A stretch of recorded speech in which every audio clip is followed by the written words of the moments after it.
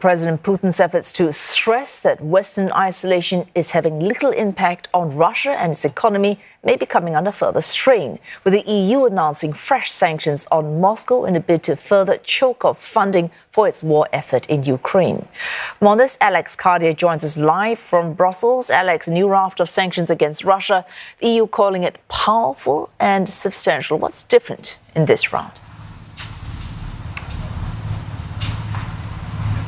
Well, what's different is that they have targeted Russian liquefied natural gas for the first time, and that would have been previously unthinkable to have a unanimous agreement, particularly with Hungary in the European Union, because of the dependency that some in the EU, particularly those Eastern European countries, have on that Russian supply of liquefied natural gas. Now, it is not a complete import ban on Russian LNG. I think there is a sense that that could have been too costly for some EU member states. But what it does do is it now bans the transfer of Russian LNG through European ports. And actually, a lot of Russian LNG companies rely on European ports to transfer LNG from the Arctic through those ports to smaller ships to go to third parties. The estimate of what that will cost in revenue for the Russian economy is about 3 billion euros a year. So certainly a big hit, if not that full import ban. That is certainly a very big difference. This round of sanctions is the 14th we've seen, and it also includes another 200 individual sanctions under the existing European sanctions regime. But clearly, this decision to sanction Russian liquefied natural gas, a commodity that Europe had depended on very substantially over the last few years, is a big change for the European Union sanctions regime. Well, Alex, of course, one difficulty often with agreement within the EU is there has to be consensus across the entire bloc. And as you mentioned, some members are far more dependent on this LNG than other members.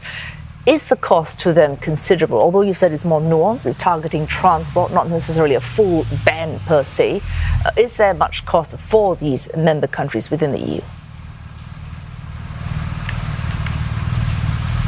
Well, there'll certainly be a cost to business. We know that the company that was formerly Gazprom Germany now has changed its name to Securing an Energy Future for Europe, is one of those big German-registered companies, which is actually a conglomerate of 40 different entities that trades in LNG, transferring through Europe, particularly from those Russian Arctic LNG terminal. So that will be a big cost for those businesses who say they are monitoring the situation. And there was certainly some pushback from Germany when it comes to making business responsible for monitoring sanctions circumvention. For example, there was pushback from Hungary, who had previously said they would not support any energy sector sanctions against Russia at all. So there is a concern. And of course, we know that the European Union has had to work very, very, very hard to secure its energy sources now that it can't rely on Russia. So there is a challenge, but clearly that is a cost worth paying for the EU. And thanks for Alex Cadier reporting live just there from Brussels.